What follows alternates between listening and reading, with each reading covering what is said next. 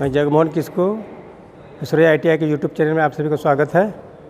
मैं आप लोग को वर्कशॉप में पिलर ड्रिल मशीन के बारे में बताऊंगा। तो आइए देखते हैं पिलर ड्रिल मशीन इस वीडियो में।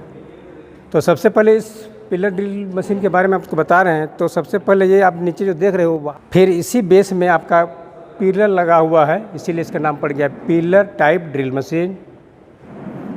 फिर उससे थोड़ा सा ऊपर आते हैं तो देखते हैं कि यहाँ पे वर्किंग टेबल है जो पिलर पर लगा हुआ है। और ये जो वर्किंग टेबल है वो आपका ये जो रेक पिनियन देख रहे हो, इस रेक पिनियन के माध्यम से इसको ऊपर नीचे किया जाता है, एडजस्ट किया जाता है। फिर उससे जैसे ही ऊपर आते हैं तो हमको देखने को मिलता है ये फीड हैंडल है। ये फीड हैंडल आपका ड्रिल मशीन के हेड में लगा हुआ है। और ये जो ऊपर में देख रहे हो, ये जो सिस्टम है इसको हम लोग बोलते हैं ड्राइव सिस्टम। और इस ड्राइव सिस्टम में ही आपको देखने को मिल रहा है ये स्टेप पुल्ली और फिर बेल्ट है। स्टेप पुल्ली और बेल्ट देने का आवश्यकता इस बात पर निर्भर करता है कि इसमें जो विभिन्न प्रकार की जो गतियाँ दी जाती है ड्रिल मशीन को, जैसे इसमें 4 स्टेप है तो 4 प्रकार का इसमें गति दिया जाता है, जिसके माध्यम से हम लोग कोई भी जॉब को, जैसे मान लीजिए ड्रिलिंग कर रहे हैं, उस समय उसकी आवश्यकता होती है उस गति की। तो हम लोग सबसे पहले ये समझेंगे कि जैसे मान लीजिए कोई जॉब में हमको ड्रिलिंग करना है तो उस जॉब के बारे में हमको जानकारी होना चाहिए कि वो किस मेटल का बना हुआ रहता है वो जॉब जिसमें हमको ड्रिलिंग होल करना है। उस आधार पर हम क्या करते हैं, ड्रिल बीट का चयन करते हैं और फिर कितना साइज का होल करना है उसको ध्यान में रखते हुए ड्रिल बीट का भी चुनाव किया जाता है कि डायमीटर कितना ज़्यादा का होल करना है या फिर कम का होल करना है। मान लिया हमको 16 या 15 mm से कम का होल करना है तो उस समय हम लोग क्या करते हैं, straight shank twist drill beat का इस्तेमाल करते हैं।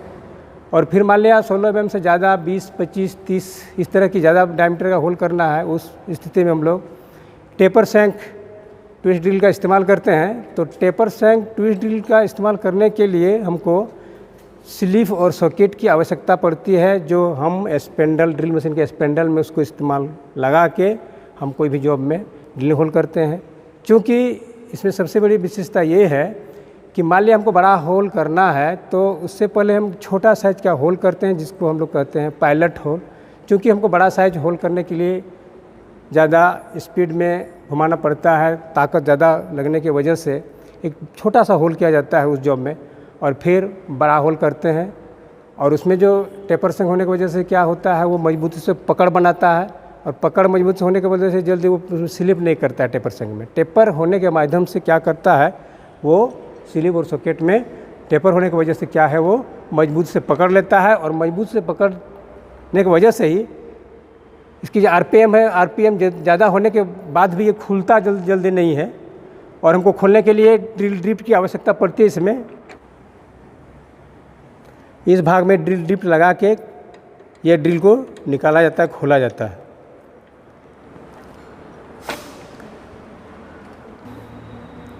आगे बढ़ते हैं तो देखते हैं ये स्ट्रेट शैंक ट्विस्ट ड्रिल है। ये जो स्ट्रेट शैंक ट्विस्ट ड्रिल होता है वो आपका ये जो चक है ना, चक के माध्यम से इसको पकड़ा जाता है और फिर इसको इस ड्रिल मशीन के स्पेंडल, ये जो स्पेंडल है इसको हम स्पेंडल बोलेंगे, इसमें इसको सेट किया जाता है। और सेट करने के बाद ही इसको हम लोग प्रयोग में लाते हैं। ये जो चक देख रहे हो, इसमें जो स्ट्रेट शैंक ट्विस्ट ड्रिल लगा हुआ है, इसकी आवश्यकता कम डायमीटर के होल में ड्रिलिंग करने के लिए प्रयोग में लाया जाता है। जैसे हम बता रहे हैं कि हमको मान लिया किसी भी जॉब में ड्रिल होल करना है तो मुख्य रूप से ड्रिलिंग होल आपका 3 प्रकार का होता है। एक होता है थ्रो होल, दूसरा होता है ब्लाइंड होल, एक होता है फिर पायलट होल। तो पायलट होल की आवश्यकता उस जगह पे पड़ती है जहाँ पे हमको ज़्यादा डायमीटर का होल करना होता है, वहाँ पे पायलट होल करेंगे। और ब्लाइंड होल करने का मतलब कोई जॉब ऐसा है जिसमें आर पार होल नहीं करना है। करने का मतलब ब्लाइंड कोई भी जॉब है उसके बीच तक करना है, यानी आर पार नहीं करना है। और एक होल ऐसा भी होता है जिसमें आर पार करते हैं हम लोग, पूरा थिकनेस की कोई उसको ड्रिलिंग होल करके आर पार कर दिया जाता है। तो मुख्य रूप से हम लोग कोई भी जॉब में 3 तरह का होल करते हैं। तो अलग अलग जॉब में होल करने के लिए सबसे बड़ी बात है कि उस ड्रिल बीट का भी निर्णय लिया जाता है, चयन किया जाता है कि वो ड्रिल बीट कौन सा मेटल का बना हुआ रहता है, उसका क्लियरेंस एंगल किस तरह का है, उसका कटिंग एंगल किस तरह का है। ये भी एक महत्वपूर्ण बात आती है इसमें। कटिंग एज इसका सही मान लिया नहीं हुआ तो कोई भी जॉब में एक सही साइज का एक्यूरेसी के साथ ड्रिलिंग होल नहीं हो पाएगा। तो इसलिए क्या करते हैं हम लोग, सही करने के लिए ग्राइंडिंग करते हैं। इसका लीफ एंगल एक बराबर होनी चाहिए, कटिंग एंगल एक जैसे होनी चाहिए, तब किसी भी जॉब में जब होल करेंगे तो वो आपका एक्यूरेसी के साथ होल होगा। एक तरह से कह सकते हैं कि कोई भी जॉब में हम लोग जब ड्रिलिंग होल करते हैं तो यह एक प्रकार का रफनेस संक्रियाएँ होती है ड्रिल होल। और इसके बाद ड्रिलिंग होल करने के बाद भी हम लोग इस ड्रिल मशीन के माध्यम से भी रिमिंग प्रोसेस कर सकते हैं। और रिमिंग प्रोसेस करने के वजह से क्या हो जाता है, जो ड्रिल होल हो जाता है उसको हम लोग क्या करते हैं, फिर रिमिंग के माध्यम से उसको फिनिशिंग कर पाते हैं। फिर आयन संक्रिया भी कर सकते हैं, जैसे टेपिंग करते हैं, काउंटर बोरिंग करते हैं, काउंटर सिंकिंग करते हैं। बहुत सा ऑपरेशन आगे बढ़ाने के लिए ड्रिलिंग होल किया जाता है कोई भी जॉब में। तो इसी क्रम में आगे बढ़ेंगे तो देखेंगे कि फिर जॉब को हम लोग कौन ऐसा साधन होता है जिस साधन के माध्यम से हम जॉब को वर्किंग टेबल पर बड़ी मजबूती के साथ बांध पाएंगे। जितना मेरा वर्किंग टेबल में जॉब मजबूती के साथ बंधाएगा उतना ज़्यादा मेरा जॉब में ड्रिलिंग एक्यूरेसी में होगा। तो मेरे पास मान लिया साधन होता है, जैसे मान लिया नट बोल्ट एक क्लैंप है, नट बोल्ट के क्लैंप से मान लिया कोई भी जॉब को वर्किंग टेबल में रखे और ड्रिलिंग करने लगे, तो हो सकता है कि जब इसमें प्रेशर जब देंगे, फीड देंगे, तो हो सकता है कि जॉब उसमें कुछ इधर उधर घिसकने का डर रहता है। और जहाँ घिसकने का डर हो गया तो फिर आप जिस जगह पे ड्रिलिंग होल करना चाहोगे उस जगह पे ड्रिलिंग होल नहीं हो पाएगा, या फिर एक्यूरेसी के साथ ड्रिलिंग होल नहीं हो पाएगा। और फिर इसी क्रम में आगे जैसे डिवाइस होता है, जैसे हम लोग अभी बता रहे थे कि जिग एंड फिक्चर होती है। जिग एंड फिक्चर भी एक ऐसा साधन है जिसके माध्यम से कोई भी जॉब को जब हम पकड़ेंगे तो उसमें बहुत मजबूत भी पकड़ाता है और एक्यूरेसी के साथ ड्रिलिंग होल भी होता है। लेकिन इसके साथ साथ हम लोग ज़्यादा मात्रा में जब ड्रिलिंग होल करते हैं तो उस स्थिति में आपका वो जिग फिक्चर बहुत महत्वपूर्ण योगदान निभाता है ड्रिलिंग ऑपरेशन में। मशीन वाइज का भी उपयोग हम लोग कर सकते हैं, लेकिन उसमें होता क्या है कि ज़्यादा जॉब का उत्पादन नहीं हो पाता है। कहने का मतलब बहुत ज़्यादा मात्रा में जॉब में ड्रिलिंग का काम नहीं हो पाता है, क्योंकि उसमें समय की बर्बादी होती है, बचत नहीं होता है। जिग एंड फिक्चर एक साधन है, डिवाइस है, उसमें क्या होता है, समय की बचत होती है।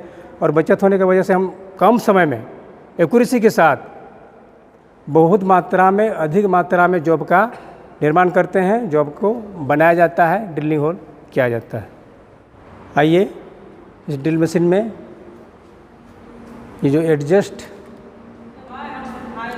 गेज जो है, इस गेज के माध्यम से हम लोग कोई भी जॉब में ब्लाइंड होल करने के लिए कितना इंच या फिर एमएम का ड्रिल होल करते हैं, उसके लिए हम लोग इसको एडजस्ट करते हैं। कि मान लिया कोई भी जो 40 एमएम की मान लिया मोटाई है और हमको उसमें ब्लाइंड होल करना है, 20 एमएम तक ही होल करना है, उस स्थिति में क्या करते हैं, इसको 20 एमएम में एडजस्ट कर लेते हैं। और ये फिर फीड हैंडल के माध्यम से मेरा 20 एमएम तक का ड्रिलिंग होल हो जाता है। बाकी जो 20 एमएम रह जाती है उसकी थिकनेस में, जॉब की थिकनेस में, वो शेष बच जाता है। तो इस तरह से ब्लाइंड होल करने के लिए ये बहुत ही महत्वपूर्ण आपका ये इम्पोर्टेंट भाग है इस ड्रिल मशीन का।